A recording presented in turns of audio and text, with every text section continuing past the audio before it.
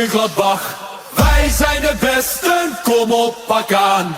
Heineken Amstel in de hand. Wij zijn trots, wij zijn boeren van het land. Op het veld, vol passie en vuur. De volle elf, dat is ons avontuur. Lachen, zingen, de sfeer is goed. In Oost-Holland klopt ons zwart-wit-groen bloed. Welkom, welkom in Mönchengladbach. Wij zijn de besten, kom op, pak aan. Heineken Amstel in de hand. Wij zijn trots, wij zijn boeren van het land.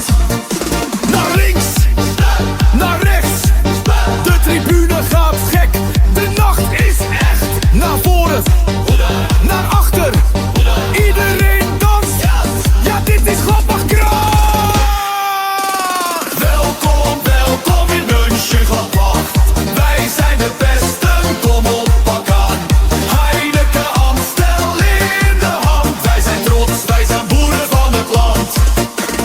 La la la la la la la la la la la la. La la la la la la la la la la la la. La la la la la la. Amstel in de hand. Wij zijn trots, wij zijn boeren van het land. Hallo, goedemorgen en goedendag. Hartelijk welkom op mijn kleine, bescheiden kanaal. Ich bin Leo. Fein, dass jullie hebben ingeschakelt.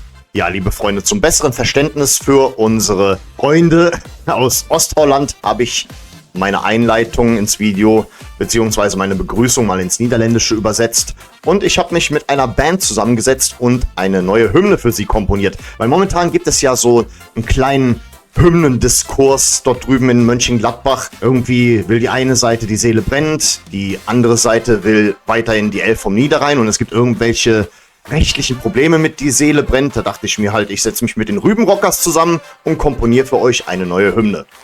Ich hoffe doch, das wird euch gerecht. Ja, liebe Freunde, Derby Time! Wir reisen mal wieder nach Ostholland. Das erste Mal auf diesem Kanal reden wir über das einzig wahre Derby. Das einzig akzeptable Derby des 1. FC Köln. Wir fahren nach Mönchengladbach, rüber nach Ostholland. Unsere Fans werden sich am kommenden Wochenende also wieder auf den Weg machen.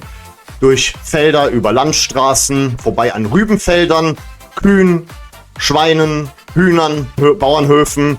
Das volle Programm, wie man es halt kennt, wenn man nach Mönchengladbach fährt. Aber da wir uns innerhalb der Grenzen der Europäischen Union befinden, dürften auch keine Grenzkontrollen anfallen. Was so interessant an der Bundesliga ist und was sie gemeinsam mit der Schweizer Liga hat, zum Beispiel in der Schweiz dürfen Vereine aus Liechtenstein antreten, solange sie halt entsprechend auch aufgestiegen sind. Und in der Bundesliga hat Borussia Mönchengladbach offensichtlich so eine kleine Sonderregelung bekommen. Statt in der Eredivisie treten sie in der Bundesliga an. Ich muss auch sagen, auch wenn ich dieses Derby als das einzig wahre Derby akzeptiere für den FC. 40 Kilometer sind ja eigentlich auch nicht viel, aber ich finde, allein schon wegen der räumlichen Nähe, ist es schon überraschend, dass Borussia sich uns als Derby-Gegner ausgesucht hat. Ich meine, das eigentlich legitime Derby wäre ja gegen die PSW Eindhoven. Und in Sachen Getränkeversorgung, für die das Glück haben, nach Mönchengladbach zu fahren, macht euch schon mal bereit, ihr kriegt dort im Stadion kein Kölsch. Wenn ihr Glück habt, vielleicht Amstel, Heineken oder falls Alkoholverbot herrscht, eventuell einen Rübensaft, aber mehr braucht ihr auch nicht zu erwarten. Was ich auch sehr interessant und auch irgendwie erzwungen finde, ist, dass die Borussen da neuerdings, das ist noch recht inoffiziell, so eine kleine Fanfreundschaft aufbauen zu Schalke. Ich meine, habt ihr das wirklich nötig, dieses der Feind meines Feindes oder der Feind unserer Feinde, das ist jetzt unser Freund? Das wirkt so erzwungen und irgendwie, keine Ahnung, passt irgendwie nicht. Ihr habt das doch echt nicht nötig. Also beide Seiten. Abgesehen davon, diese Kombination, die erinnert mich an irgendwas. Bin mir nur nicht sicher, was genau. Aber kommt jetzt, bei all dem Rivalitätsgedöns, gegen Gladbach spiele ich gern, das sind für mich so Festtage, da ist Geschichte drin, Weißweiler, Netzer, Overath, die volle Palette, das ist einfach Bundesliga pur, dieses Derby. Und deswegen habe ich auch einen gewissen Grundrespekt, insbesondere weil halt der Mann, der uns den größten Erfolg beschert hat, Hennes Weißweiler, ja auch irgendwie dort seine Finger mit im Spiel hatte. Da kann man natürlich auch sagen, ja, aber ist auch ein bisschen blöd für uns. Die sind jetzt erfolgreicher als wir, was die ganzen Titel angeht. Ja, aber trotzdem, das ist ja halt, dass wir waren auch immer irgendwie sportlich, ziemlich nah beieinander. Und deswegen, da ist ein Grundrespekt von mir dabei. Ich kann die ernst nehmen. Wirklich. Ich kann die ernst nehmen und ich kann mich auch, ja, sehen vielleicht auch einige anders, aber ich kann mich auch mit einem Gladbacher hinsetzen und einfach über Fußball reden. Ich trinke dann halt einen Kölsch, eher einen Amstel, einen Heineken oder wenn er es nicht so mit Alkohol hat, halt einen Rübensaft oder sowas in der Richtung. Aber wir können uns ganz normal unterhalten. Finde ich persönlich. Also ich habe ja ganz klar gesagt, das ist zwar unser größter Rivale, das ist das einzig wahre Derby, aber mein Hass, der fokussiert sich die andere Rheinseite, so ein kleines Nachbardorf neben uns, die immer mal wieder versuchen, uns Fans abzukaufen. Deswegen, bei Gladbach, das ist viel natürlicher, natureller. Ich kann die ernst nehmen, wirklich. Das ist kein klarer Hass, aber ich will diese Scheiße gewinnen. Wann auch immer wir gegeneinander spielen, weil wir einfach immer so sportlich beieinander waren. Ich will die Scheiße gewinnen. Jedes Mal, wenn wir gegen sie spielen. Ich will das Ding gewinnen auf der Tribüne. Ich will das Ding gewinnen auf dem Platz. Es geht einfach um Prestige. Und einfach auch darum, mit erhobener Brust als Kölner durch die Stadt zu laufen. Ganz einfach. Aber mehr ist das ja auch nicht an der Stelle. Zumindest ich habe keine großen negativen Berührungspunkte mit Gladbach-Fans. Das sehen sicherlich viele FC-Fans anders. Aber bei mir ist das wirklich so, wenn wir gegen Gladbach spielen, das ist für mich ein Festtag. Das ist für mich, da freue ich mich drauf. Ich freue mich auf das Derby, so richtig. Wenn wir zum Beispiel gegen die Pillen spielen, dann ist das halt eine Pflichterfüllung. So eine unangenehme Pflichterfüllung, als ob du, keine Ahnung, die Toilette sauber machen musst. So, dann mal zur aktuellen Situation bei uns, wie auch bei Borussia Mönchengladbach. Also, die sind aktuell auf dem Relegationsplatz drauf, wir auf Platz 7. Die haben ihren ersten Sieg in St. Pauli eingefahren.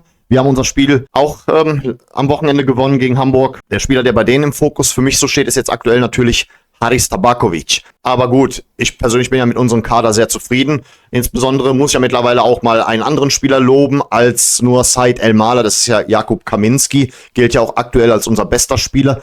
Ich muss jetzt mal auf ihn hinweisen und mich auf ihn verlassen, weil die Sache ist halt die, es kann sein, dass Said El-Mala ausfällt. Beim gestrigen Training hat er sich eine Verletzung zugezogen, er konnte aber selbstständig vom Platz runter.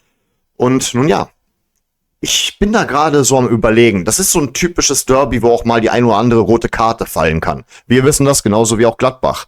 Und nun ja, ein Spieler mit so einer Vorgeschichte, der ist ja aussortiert worden in Gladbach als Jugendspieler. Und da weiß ich nicht, ob er dann vielleicht nicht ein bisschen ungestüm wäre, wenn er in dieses Spiel einsteigt. Ist vielleicht nicht mal so schlecht, wenn er vielleicht nur als Joker teilnimmt, wenn er überhaupt teilnehmen kann. Wie gesagt, ich erwarte wirklich ein hitziges Duell auf beiden Seiten. Und eins muss man wirklich sagen, auf Gladbacher wie auch auf Kölner Seite, jeder gibt sich Mühe in diesem Derby. Du hast eigentlich selten erlebt, dass irgendein Spieler sich hat hängen lassen. Das heißt, es wird eine sehr hitzige Sache, nicht nur auf der Tribüne. Das war schon immer so und das wird auch dieses Mal höchstwahrscheinlich so sein. Deswegen, ich will mich da jetzt nicht allzu sehr auf Said El-Mala verlassen. Wenn er dabei ist, dann ist es natürlich ein richtiges Upgrade. Aber wir haben auch so eine richtig gute und funktionierende Mannschaft, wo auch schon die ein oder anderen Spieler immer besser werden, von denen wir geglaubt haben, oder von denen ich geglaubt habe, dass das ein bisschen zu lange auf sich warten lässt, wie zum Beispiel Ragnar Ache. Deswegen, ich denke mal, hier wird wirklich jeder sich ins Zeug legen. Also, wie gesagt, bei uns fallen aus Jan Thielmann, Said El-Mala. Liebe Freunde, ihr könnt die Finger von der Tastatur lassen. Das Video wurde heute Morgen gedreht. Und ja, auch ich habe mittlerweile mitbekommen, dass es Entwarnung bei Said El-Mala gibt. Und dass er heute trainieren konnte. Außerdem weiß ich inzwischen, dass Jan Thielmanns Einsatz im Bereich des Möglichen liegt.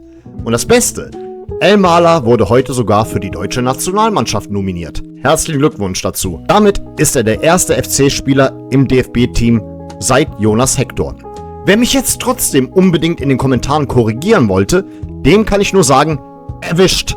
Du hast sofort geschrieben, ohne das Video zu Ende zu gucken. Eventuell, das ist nur in Anführungsstrichen, Hübers sowieso schon länger, weiterhin, aber obwohl er ins Training eingestiegen ist, ich denke, er ist weiterhin nicht dabei, das ist, hey, ein Landsmann von euch, liebe Gladbacher.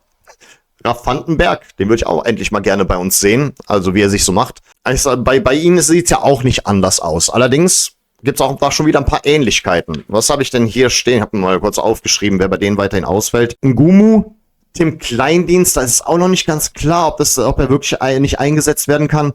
Robin Hack ist allerdings wieder im Training drin. Ihr wisst, das letzte Derby 2024. Ja, da war er ja ziemlich im Fokus mit seinen Toren. Und nun ja, das ist doch so dieser Moment, wo ich schon langsam so meine Zweifel bekommen habe. Ja, Kia Rodia und auch, ja, Jens Kastrop ist gesperrt gegen uns. Vielleicht auch nicht ganz verkehrt, weil er hat ja ziemlich verbrannte Erde hinterlassen und ist nicht besonders gut auf dem FC zu sprechen. Das ist so der erste, ich sage mal, Verrätertransfer in Richtung Gladbach seit längerer Zeit. Ja, wäre unangenehm gewesen, wenn er spielt. Ja, und ansonsten fällt seit dem 5. Mai 2025 bei Borussia Mönchengladbach noch Christian Keller aus. Und somit, meine lieben Freunde, kommen wir nun zu meinem Spieltagstipp. Also, wer mich kennt, der weiß, dass ich unsere Mannschaft immer etwas vorsichtiger einschätze. Ich bin auch mal bereit, gegen sie zu tippen und auch mal ein Unentschieden zu tippen. Aber dieses Mal, ich sage euch ganz klar, alle werden sich ins Zeug legen. Wie oft ich mir in so richtig schlechten Saisons gedacht habe, gegen alle anderen Gegner lasst ihr euch entweder abschießen oder bringt schlechte Leistungen, aber im Derby, da gebt ihr Vollgas. Und so wird es auch diesmal sein. Ich bin mir ziemlich sicher, dass das wirklich eine richtig energische Leistung sein wird. Auch von ihrer Mannschaft, denke ich mal. Es wird auf jeden Fall sehr, sehr eng, aber ich möchte diesmal an einen Sieg glauben. Wer mich kennt, der weiß, ich bin dann nicht immer so besonders überheblich oder dergleichen, aber dieses Mal glaube ich an einen Sieg. Einen sehr knappen Sieg. 1:2 für den FC. Was die Reaction betrifft auf dieses Spiel, mal gucken. Entweder einige Stunden nach dem Spiel werde ich sie drehen, weil ich gucke es auf jeden Fall hier zu Hause. Allerdings kann auch sein, dass die Reaction dann erst am nächsten Tag veröffentlicht wird, weil sollten wir das Derby gewinnen, dann erwarte ich einen Empfang am Geisbockheim. Ich gehe davon fest aus und ich werde hinfahren und mal schauen, ob es Videomaterial für euch gibt. Natürlich muss ich darauf achten, keine Personen zu filmen oder mit dem Gesicht zu filmen oder sowas. Aber mal gucken. Mal gucken. Ich will euch nicht zu viel versprechen, aber hinfahren werde ich definitiv. Leider selber nach Gladbach werde ich nicht fahren. Ich habe kein Ticket bekommen. Na gut, ist vielleicht auch besser so. Ich meine, am Ende zieht mich noch eine Zollkontrolle raus, weil ich einen Benz fahre und filzt ihn auf Cannabis oder Magic Mushrooms oder so was ähnliches. Deswegen ist vielleicht auch besser so. Na gut, dann sehen wir uns bald wieder. Ich bedanke mich recht herzlich für eure Aufmerksamkeit. Vielen Dank fürs Zusehen. Und dann sage ich mal an der Stelle, auf Wiedersehen. Denn wir wollen uns doch wiedersehen.